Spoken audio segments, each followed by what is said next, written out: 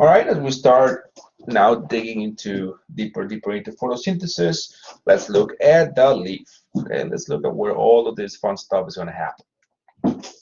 So this is going to be the leaf. Pretty sure you know what a leaf looks like. Okay, and then we cut this in a way, we'll see what's inside the leaf, right? And what you get to see here is a bunch of these cells, right?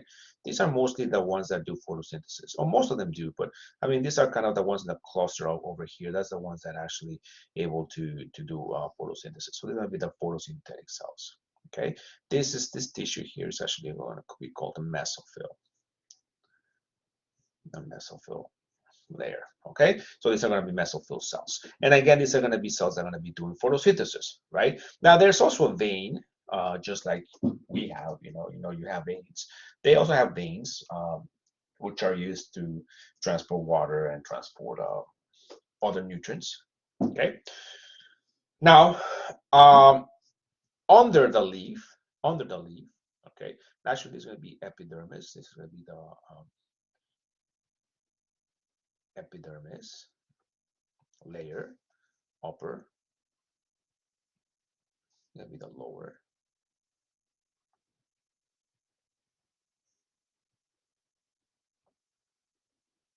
Okay, in the lower epidermis layer, okay, you're going to have these pores here. Okay, these pores here, and these pores are going to be called stomata. Okay, and plural and singular is going to be stoma. So one pore are going to be stoma, several pores, stomata. Okay, and actually you don't need to know this, but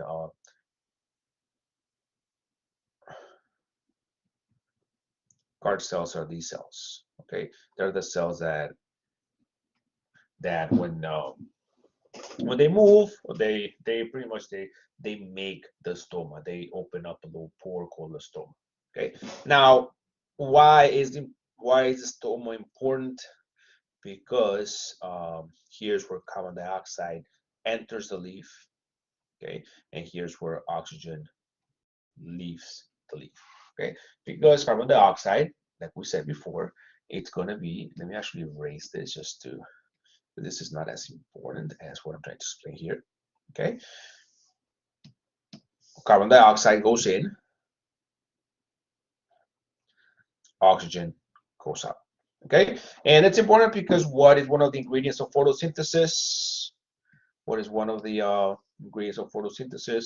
Carbon dioxide. Well, carbon dioxide needs to be able to go in somehow, right? And what is one of the products of oxygen? Well, sorry, what is one of the products of photosynthesis? Oxygen. So oxygen has to leave somewhere, and that usually the stoma. Okay. Quick question: what about oxygen? Is oxygen like a waste product for the plant? Put oxygen. Is oxygen a waste product?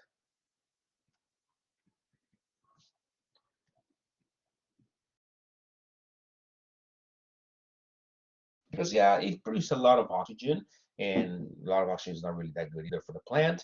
It needs to get rid of a lot of the excess of oxygen, right? But plants also use oxygen. Why? Because plants also go through something called cellular respiration. Okay, what we learned in the previous chapter. Cellular respiration, what we the process that is used to convert glucose pretty much into ATP. Well, plants do that. They do the same thing. They have to go through cell respiration to produce ATP for the cellular processes. Okay, and how they get this ATP through cell respiration, and what do you need to what are one of the ingredients of cell respiration is going to be oxygen. Okay, so plants go through something called, let me do that here, plants go through photosynthesis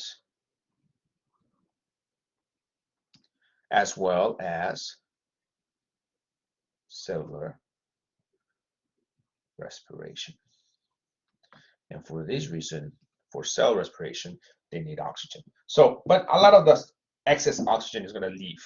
Okay, something also that leaves the stoma, or leaves the leaf. Okay, I'm going to do this in a different color. It's also going to be Water. Okay, some water is transpired, evaporated out of the plant, out of the leaf. Okay. All right.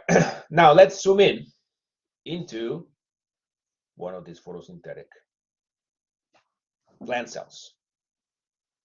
And if you do that, this is it. And if you zoom in into this plant cell, you're gonna find this chloroplast. Okay. And this is kind of a picture or kind of a drawing to explain to you what a chloroplast looks like and what's in it. And we're gonna go through this. Okay. So what makes a chloroplast? Now remember, chloroplast, the chloroplast here is a site of photosynthesis. Okay. It's a site of photosynthesis. This is where photosynthesis occurs, in the chloroplast. Okay, what is the chloroplast made of? Well, it has inner and outer membranes. And I want to go from the very bottom here. I want to go to the thylakoid. What are thylakoids?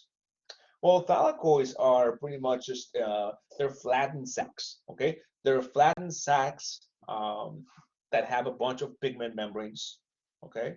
You have a bunch of pigment membranes in the membrane. So these sacs, this is going to be a thylakoid, okay? And again, it's made of sacs, okay? It's made of sacs. It's made of, sorry, it's made of membrane. A membrane are kind of built into sacs, okay? And usually there's more than just one thylakoid. There's like a bunch of different thylakoids. You see, the thylakoids, think of them as, you can think of them as discs, okay? As discs. What is a granum?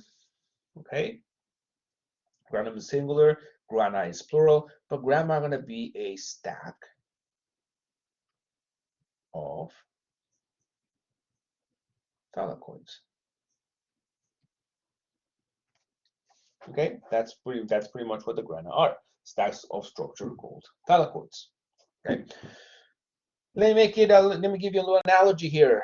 Thylakoid, think of as a pancake, right? A pancake. That's what a thylakoid is, a pancake. And the granum, because when you go to IHOP, you don't get just one pancake, right? You get what? You get a stack of them. Stack of pancakes. Okay. Again, just to have this as a mental picture. Okay. Now, again, what is going to be in the thylakoid? It's going to be very important. So please make sure you understand this. What's in the thylakoid? The thylakoids are, they're discs, but they're made of membranes, as you can see here. I'm going to do another one here. All of these are membranes. And in these membranes, you're going to have pigments. And these pigments in the membranes of the thylakoid are going to be able to absorb light. Okay. We're also going to talk a little bit of thylakoid space. The thylakoid space is going to be, and let me do this in a different color. The thylakoid space is going to be the space inside of the thylakoid. So let me do something here. Thylakoid space in orange. Thylakoid space in orange is this space here, right? All of this space here. Okay, all of this space here. Another important one, and let me do this with a different color. Another different part of this chloroplast is going to be the stroma. Okay, and the stroma here is what we'll be I'll put here. This is what we're going to make, all plants are going to make the sugar. The glucose is made in the stroma. Okay, as you will see in a little bit, okay, photosynthesis is kind of two big steps. Okay, we have the light dependent reactions, which are a set of reactions. The light dependent reactions are sets of reactions that depend on light, and they usually occurs in the thylakoid. Okay, and then you have another set of reactions called the light independent reactions. Okay, and those occur in the stroma. Okay, and the light dependent reactions that happen in the thylakoid are going to give you certain products, and the light independent reactions are going to occur in the stroma, and they're going to give you another set of products. Okay, and that is kind of the main anatomy of this of the chloroplast. Please make sure you understand this, because as we move forward, I'm going to be talking about photosynthesis, and I'm going to be talking about the structures as photosynthesis occur.